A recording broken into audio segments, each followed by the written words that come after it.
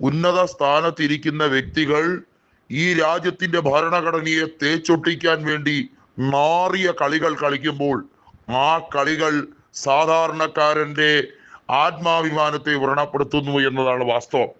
തെരഞ്ഞെടുപ്പ് കമ്മീഷൻ എന്നത് മലീനസമായി കൊണ്ടിരിക്കുന്ന ആ പദവിയെ ദുർവിനിയോഗം ചെയ്തുകൊണ്ട് ആ പദവിക്ക് നിരക്കാത്ത രീതിയിലുള്ള കാര്യങ്ങൾ കൃത്യനിർവഹണം നടത്തുന്നതിൽ എല്ലാ രീതിയിലും തെറ്റുകൾ മാത്രം വരുത്തി കൂട്ടുന്നവരെ ഈ രാജ്യത്തെ മാതൃകാപരമായി കണ്ടുപിടിച്ച് ശിക്ഷിക്കേണ്ടതിന്റെ അനിവാര്യതയാണ് സുപ്രീം കോടതിയിൽ പ്രതിപക്ഷം ഹർജിയായി തെളിവുകൾ സഹിതം ഫയൽ ചെയ്തത്. എന്നിട്ട് ഈ വിഷയത്തിൽ ഇതുവരെയും തെരഞ്ഞെടുപ്പ് കമ്മീഷനെതിരെ കാര്യമായ നീക്കങ്ങൾ നടത്താൻ സുപ്രീം കോടതിക്ക് കഴിഞ്ഞിട്ടില്ല.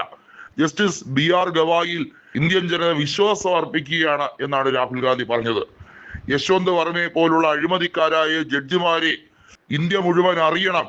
എന്തൊക്കെ രീതിയിലുള്ള വിധി പ്രസ്താവനകൾ ഏതൊക്കെ രീതിയിൽ ഇൻഫ്ലുവൻസ് ചെയ്താണ് അദ്ദേഹം നടത്തിയത് എന്ന് ഈ രാജ്യം മുഴുവൻ അറിയണം. ജുഡീഷ്യറിയിലെ കരിദിനം അല്ലെങ്കിൽ ജുഡീഷ്യറിയുടെ കറപുരണ്ട സാഹചര്യമാണ് ഇപ്പോൾ വെളിച്ചത്ത് വന്നിരിക്കുന്നതെന്നും ഇതിൽ ചീഫ് ജസ്റ്റിസിന് എന്താണ് പറയാനുള്ളതെന്നും വളരെ വ്യക്തമായി തന്നെ രാഹുൽ ഗാന്ധി ചോദിക്കുകയാണ്. നേരത്തെ ഉപരാഷ്ട്രപതി സ്ഥാനത്തിരുന്ന ജഗദീപ് ധൻഖറും ജുഡീഷ്യറിയിലെ ഈ അഴിമതികളെ കുറിച്ച് തുടക്കം മുതലേ പറഞ്ഞു. ഏറ്റവും ഒടുവിൽ ഈ വ്യക്തിയിലേക്ക്, അതായത് യശ്വന്ത് വർമ്മയിലേക്കാണ് വന്നെത്തി നിന്നത്.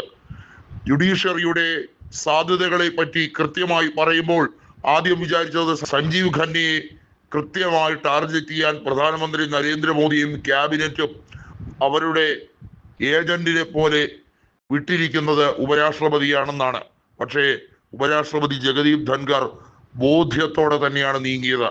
ഇപ്പോൾ CP രാധാകൃഷ്ണൻ ആ കസേരയിൽ ഞെളിഞ്ഞിരിക്കുമ്പോൾ BJPയുടെ മറ്റൊരു സീക്രട്ട് ഏജന്റായി തന്നെയാണ് ഇരിക്കുന്നത്.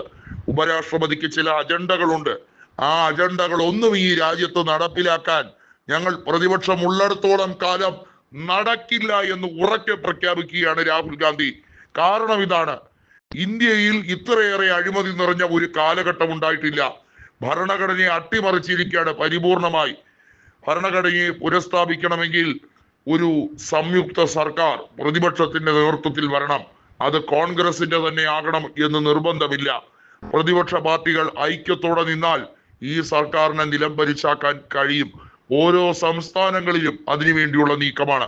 വോട്ടധികാർ റാലി മാത്രമല്ല, ജനങ്ങളെ ചൂഷണം ചെയ്ത് ജനങ്ങളെ വോട്ടർ പട്ടികയിൽ നിന്നും റദ്ദാക്കിക്കൊണ്ട് ഇന്ത്യൻ പൗരത്വം തന്നെ ന്യൂനപക്ഷങ്ങളെ ഒഴിവാക്കിക്കൊണ്ട് മുസ്ലിങ്ങളെ ഭീതിയിലാക്കുന്ന രീതിയിലുള്ള നടപടിക്രമങ്ങൾ തുടർന്നുകൊണ്ടേയിരിക്കുകയാണ്.